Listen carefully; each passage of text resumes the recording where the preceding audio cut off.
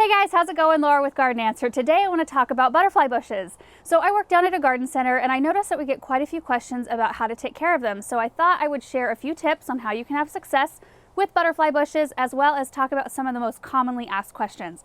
So let's just get right into the tips. Tip number one is to plant your butterfly bush in full sun. And when I say full sun, I mean full sun. If you can plant your butterfly bush in a space that has at least 8 or more hours of sunlight every day, it will be a very, very happy plant. And even if you live in a warmer climate, you need to make sure to plant your butterfly bush in a place that gets no less than 6 hours of sun. Tip number two is to provide them with excellent drainage. Butterfly bushes do not like to sit in water. In fact, they're more prone to rotting if they have to sit in water for any amount of time. And most of the time when we lose butterfly bushes through the course of a winter, it's not because of snow or ice or winter weather.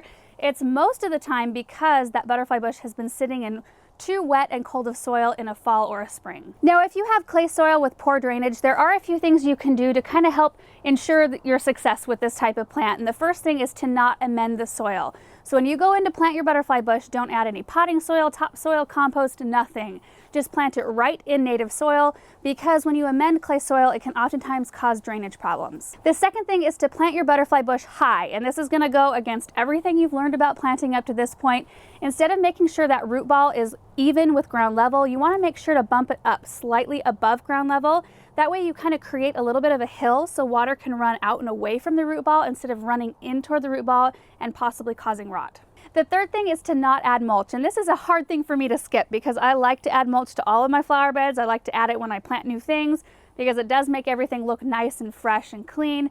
But butterfly bushes do not like the extra moisture that mulch retains. So when you either plant a new butterfly bush or you're going into your flower beds to add your mulch on, usually an annual basis, just make sure to steer clear of the butterfly bush. Give them a little bit of clearance. The third tip is to prune, and the best time to do this is in spring after the plant has started to leaf out. But you need to be patient because butterfly bushes are one of the last things in our gardens to leaf out most of the time. So you want to give it ample time before you either prune it or decide that it hasn't made it through winter. When they do leaf out, you do want to make sure to prune them no matter what variety of butterfly bush you have, but it's especially important with the larger varieties of butterfly bush because what will happen if you don't prune them is that they can become what's called second story plants, meaning that this butterfly bush will grow to its maximum height and it'll only form flowers right on the very top margins of the plant, to where you can only enjoy them if you have a second story window. And if you're the type of person who likes to do all of your garden cleanup in fall, just make sure to skip the butterfly bush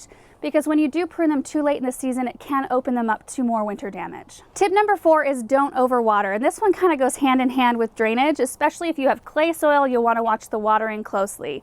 So no matter how you're watering your plants, whether you're hand watering or you've got an irrigation system, you just want to make sure your butterfly bush isn't getting too much water. And you'll know it's getting too much water if you notice that your plant has weak stems, fewer blooms, or dieback. Tip number five is to avoid fall planting. So because butterfly bushes are a little more susceptible to winter damage, you want to make sure to get them in the ground as early in the growing season as possible. That way you give them ample time to establish and prepare themselves for the coming winter. If you live in a growing zone 5 like I do, or a zone 6, you'll probably want to stick to planting them in spring through midsummer. However, if you have a butterfly bush sitting somewhere at your house still in the nursery pot that you haven't had a chance to put in the ground yet, and it's getting later in the season, go ahead and plant it. It doesn't matter if it's getting late. It's going to do way better in the ground being insulated by soil all the way around its root ball than it will be in its thin nursery can. All right, so that's it for tips. Now I want to move on to a few of the most commonly asked questions about this type of plant. So the first question is, are butterfly bushes invasive? And the answer is some are and some are not. So for example, in my state where I live in Oregon, a lot of varieties of butterfly bushes are actually illegal for me to plant because they are termed invasive because they're self-seeding. So they produce seed that drops and then, butterfly bushes pop up all over the place. But there are a few series that we are allowed to sell down at the garden center. There's the Lo and Behold series and the Mist series, which have been hybridized to be sterile seedless plants that we can still sell and plant in our area because they are not self-seeding. They won't spread themselves around. The second question, is the butterfly bush the same as the butterfly weed? And there are actually two different types of plants. The butterfly bush is a woody shrub and the butterfly weed is an herbaceous perennial, referring to varieties of milkweed. The third question is, are butterfly bushes good for butterflies? And they are, because the flowers are very high in nectar and they do support the butterfly stage of the butterfly's life. They don't support the caterpillar stage though. So if you're wanting to create a really friendly, butterfly friendly garden, you want to make sure to have multiple different varieties of things, annuals, perennials, trees, vines, things that bloom at different times and that provide different things for every stage of the butterfly's life. Next question is, do I need to cut the spent seeds off of my butterfly bush? And that one's completely up to you. You don't have to remove the spent seed heads or deadhead the plant in order to encourage more blooms. It'll keep blooming anyway. But if you have a variety of butterfly bush that is not sterile, the one that wants to self-seed, you can go in fall and cut off all those spent seed heads, and that will eliminate the possibility of it spreading. And the last question is, can I plant a butterfly bush in a container? And you absolutely can. We've actually done a video on it before last year. You just want to make sure that that pot has excellent drainage, so make sure there's plenty of drainage holes on the bottom of the pot. Make sure to use a fast draining potting soil, no garden soil. Garden soil in containers is not a good mix. It usually holds on to way too much moisture.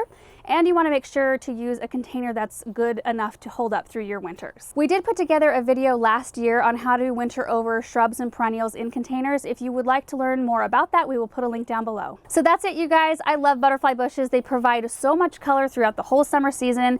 So if you have been wanting to plant a butterfly bush or have been struggling to care for yours, I hope this video was helpful to you, and we will see you guys in the next video. Bye.